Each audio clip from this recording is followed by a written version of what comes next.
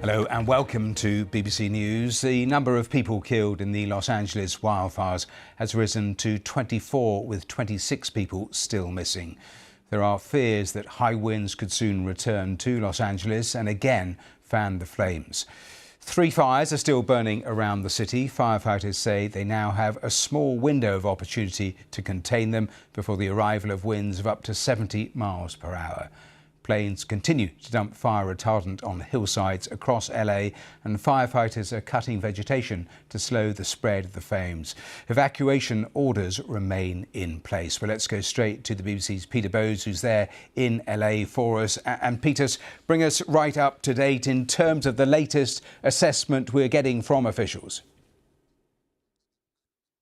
Well, from the information that we've just been given in this news conference, the containment percentages of these big fires hasn't really changed that significantly over the last 24 hours. But we learned that they are making good progress in other aspects of fighting those fires. The forward movement of those fires has been curtailed quite significantly. Well, that means that they're not burning into new areas, and that is positive. So good news, but overall the picture is that there's still a lot of work to do. A lot of talk about the winds, and what I'm noticing is, and I've been outside for the last few hours, and I'm noticing every hour that the winds are indeed getting stronger and are expected to peak over the next 24 to 36 hours. But I'm noticing the language from officials is becoming more serious regarding these winds. We've been told and led to believe that perhaps they wouldn't be as strong as last week, the hurricane force winds that we experienced at the beginning of this fire emergency. But now that is the language, that they could be as bad as previously, up to hurricane force, which does not bode well for the firefighting effort, clearly making it more difficult for firefighters. These strong winds also have the effect of just drying the air, and therefore the humidity drops, and that makes it easier for other fires to start when the embers start blowing around into different neighbourhoods. And Peter, in that news conference, and we'll play a little more for viewers who have just joined us in the next few moments, but some pretty grim details about the grid searches they described, and they're urging patience amongst the residents of Los Angeles because, as they said, they are still finding human remains. It was very distressing, wasn't it? How the authorities essentially are going from house to house, or at least what is remaining of those properties, to find the remains of humans who may have perished in these fires, and reflecting the anxiety, the perhaps impatience of people from those neighborhoods who want to get back to what used to be their homes. They want to get back there and see what is remaining and try to figure out their own lives. But they're being told to be patient while the authorities move around this, as they describe it, this grim search for human remains. And that is going to be, it's a slow process to do this meticulously and to ensure that they've covered all the ground. But that is the process that is going on now. Tragically, some people just didn't have time to escape from their properties. In some cases, we know that those who perished were actually trying to fight the fires themselves. And clearly, the authorities continue to want to let people know that, look, if you're ordered to leave your property straight away, that's what you should do for your own safety. Peter, thanks once again. Let's play you a little more of the detail from that news conference because, as Peter was saying, so much concern about the wind speeds, what is likely to happen tomorrow, in Wednesday as well. There are nervousness as the winds pick up. The LA Fire Chief, Kristen Crowley, was just saying to reporters there, warning that the danger isn't over. We're not in the clear. I want to make sure of that. We are not in the clear as of yet, and we must not let our guard down.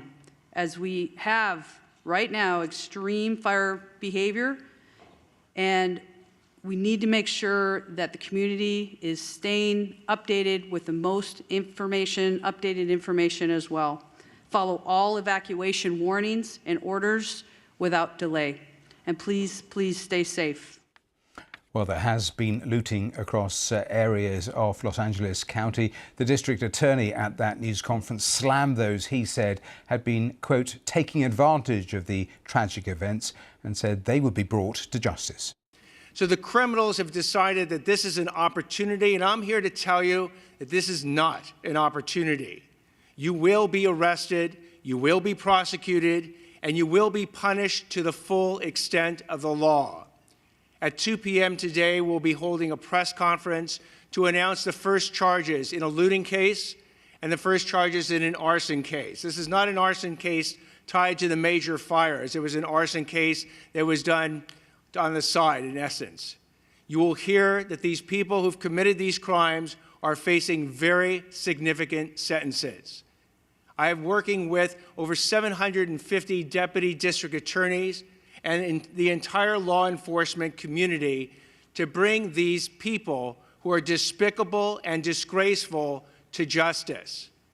Well, that was the Attorney General. Thousands of firefighters have been deployed right across the state to help fight these fires. However, they haven't been working alone. They've also been joined by some private firefighters.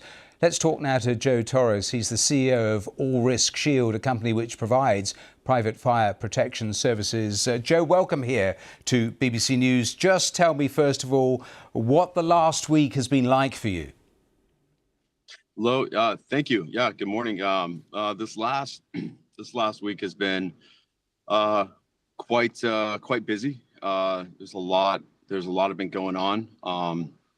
Our teams were actually already in the area because we do for our clients, we do what's called a red flag patrol. So we already had teams in the area prior to any start of the actual Palisades Fire.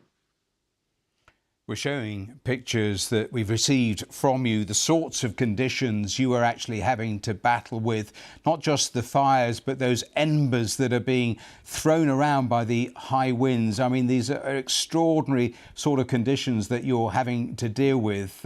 How many homes have you tried to protect in the last 7 days or so? You know what? I wish I had a number for you.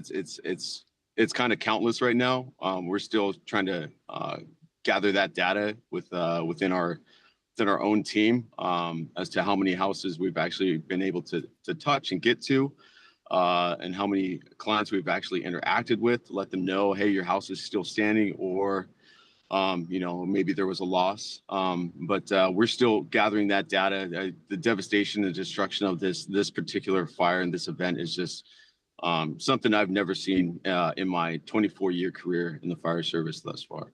Yes, we're going to put on to the screen some of the flames at their very height over the last 7 days. Tell me a little more about how your teams work, how big the teams are, how you get water, because I've seen reported, certainly in the media, quotes of perhaps some private firefighters being paid $3,000 a day, going up to $10,000 a day. Yeah, yeah. My company operates a little different. We're price point at everybody. Everybody can afford what we do. We're really focused on the preventative side of things, making sure we engage our clients well ahead of anything, any event, for preparation, home hardening, the installation of flame and ember resistant vents, pre-application of long-term fire retardants, and then just preparing our clients throughout the year with kind of what you could say, I guess it's called an incident action plan or an IAP. Again, our price points are at every level sort of thing. There's no exclusivity as to you have to be ultra wealthy or high net worth in order to engage us. It's interesting you use that phrase exclusivity, because you will know, you don't need me to tell you, there's been a backlash because at different points people have put online appeals for private firefighters, and there's been a real backlash to that, with the thought being that there are those very rich who are trying to somehow insulate themselves from everything else that everyone else is going through. Do you understand perhaps that sort of feeling? Yes, absolutely. Yeah, I think again, there's a negative connotation that's kind of goes along with that. But again, with my company specifically, we don't operate that way. We're a little different when it comes to that, because look, there's a lot of folks who just want to talk to somebody, and all that it is a phone call and talking to somebody and going, hey, is my home okay? And for us, it's, hey, let's go take a look and see, and we'll get you a picture, and that's it. And that's all they need. And hey, we're not charging for that. There's no like, hey, we're trying to help as many folks as possible, because in an event like this, resources are spread thin, and that's where we come in. And we, again, with our clients, we're engaged throughout the year. We have local knowledge. We know what the properties look like. Yeah. Authorities and these resources coming from out of state, from out of county, even some of the local authorities and jurisdictions may not have the knowledge we have that with some of our clients. And then on top of that, the water usages and with such, we're not touching hydrants. Those hydrants are for municipalities, for AHJ or authorities having jurisdiction. That's not for privates. That's not for us to touch. And that's something we do not engage with at all. So there's a very, very hard line in the sand with that, especially with my company. Joe Torres, we'll leave it there, but interesting to see how you've been working through all of these unprecedented events. So thank you so much for joining us live on the programme. Well, as we heard in that news conference, so much focus on what the weather is doing, the wind speeds over the next 48 hours. I've been talking to the meteorologist Alex De Silva from AccuWeather. He gave me the very latest. Yeah, over the last 24 to 36 hours, the winds did come down a little bit from their peaks, and that has allowed the firefighters to get some containment on some of these blazes. You look at the Hearst fire, 89% containment, the Eaton fire up to 33% containment, and the biggest fire of them all, the Palisades fire, is up to 14% containment. So a little bit of good news there that the firefighters have gotten a little bit of these fires under control. But unfortunately, yes, over the next 24 to 36 hours, these winds are going to be picking up considerably, coming out of the northeast, right over those same areas that are dealing with the fires right now. We could see gusts 60 to 100 kilometers per hour across a pretty widespread area across the Los Angeles area, even 100 to 130 kilometers per hour in some of this pink area here just north of the city. And again, this is the area where the fires are. So we could see some rapid spread of these fires. I'm concerned about the embers that could be lifted into the air and travel perhaps, several kilometers away from the parent fire. And that has the ability to start new fires.